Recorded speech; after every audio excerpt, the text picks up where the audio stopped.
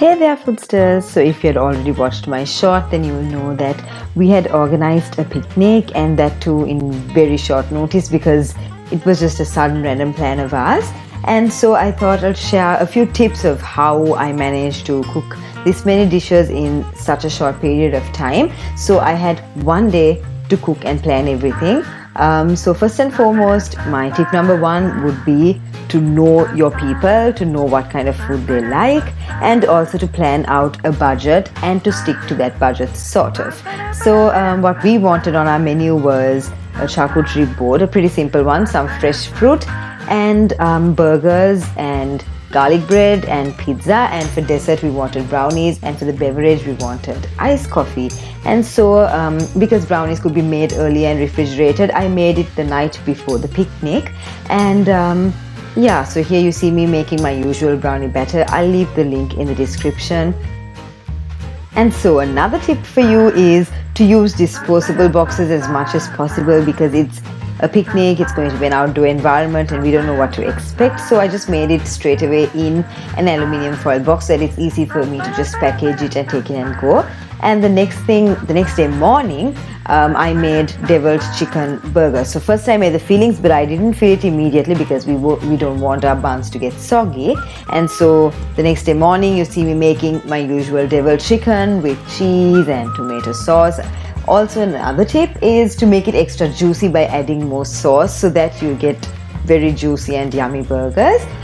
So if you want, you can add the cheese into the deviled chicken itself, or if you have cheese slices, then you can add them separately as well. So here I'm making the deviled chicken, and next is I wanted to make the dough for the pizza and the garlic bread beforehand, so that it needs time for it to rise, and then it needs time for it to rise again after rolling the dough out, and then it needs time to bake and all of that. So I made it immediately after making the filling. So all these videos, I have just put them in the exact same order that I made them. So again, the usual bread dough recipe, I will leave the link in the description. I don't want to bore you out with the same old recipes. And while the bread dough was resting on a side, I prepped up for the rest of the stuff, that is like cutting mozzarella for the pizza. So another thing is, I don't like to shred mozzarella or grate it, because I feel there's so much of cheese left on the grate and it's such a waste. So that's why I cut it, and then I'm cutting the onions and the tomatoes into bite-sized pieces.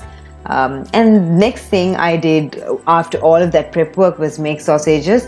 These sausages are for board and as a topping for the pizza as well. And in this gap, my dough had risen, and you can see just how elastic and springy and stretchy this dough is. So you can really tell from the dough how the final product will turn out to be. And I'm making it in a rectangular pan, as you can see, simply because it's easier to divide it among the 8 of us that were coming.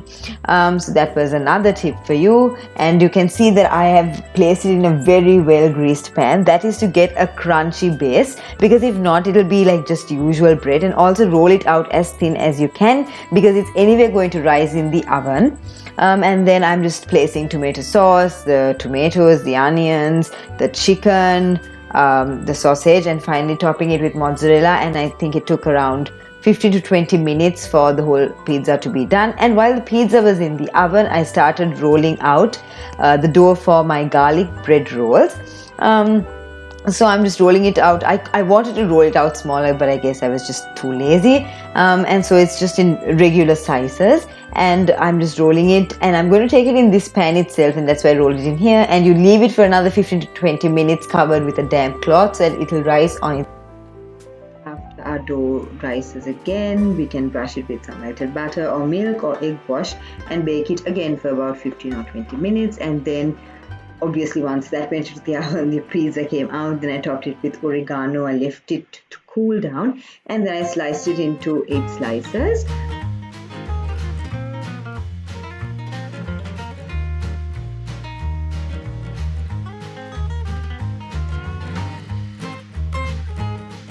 Then next I made garlic butter, and as the dinner rolls came fresh out of the oven, I generously applied the garlic butter on it. So make sure you do it while it's still warm, so that it'll be able to absorb the butter and it becomes even softer, and it's amazing.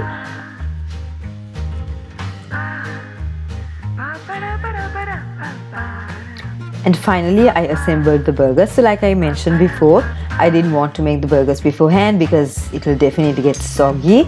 That's why I left it for the last minute after preparing all the individual components separately. And here you can see I've just bought some store-bought buns and I cut them in half and toasted them with some butter. And I'm adding lettuce or salad leaves to the bottom and adding the chicken filling on top of that, again to prevent the bread from getting soggy. If you don't have cheese slices, fret not. If you have just the regular processed cheese, then you can very well add that to the devil chicken mixture directly and just place it in the buns. You'll still get the cheesy taste, though you won't get the pretty look. And then finally I did put some toothpicks on there, though that size was just not helping. And finally, I have to tell you a few tips about the packing. Like I told you, it has to be disposable. And also another thing is I wanted to heat it before going so that we'll get to eat warm, nice, cozy food. So I covered everything in aluminium foil and placed them in all sorts of bakeware so that I just have to pop it in the oven and heat it in a low temperature and take it to the location. That's why I'm using aluminium foil and not cling film. And finally, the iced coffee. I don't really have a recipe for that because my dad was the one that made this amazing creamy iced coffee as ever. So you know that dads don't really make anything with recipes per se. So yeah, that's it. That was all the food that we prepared for the picnic. So stay tuned for part 2 where we'll upload how we planned it and how we set the place up. We chose the location and we also set the charcuterie board. That's it for today. Thank you very much. Bon appetit!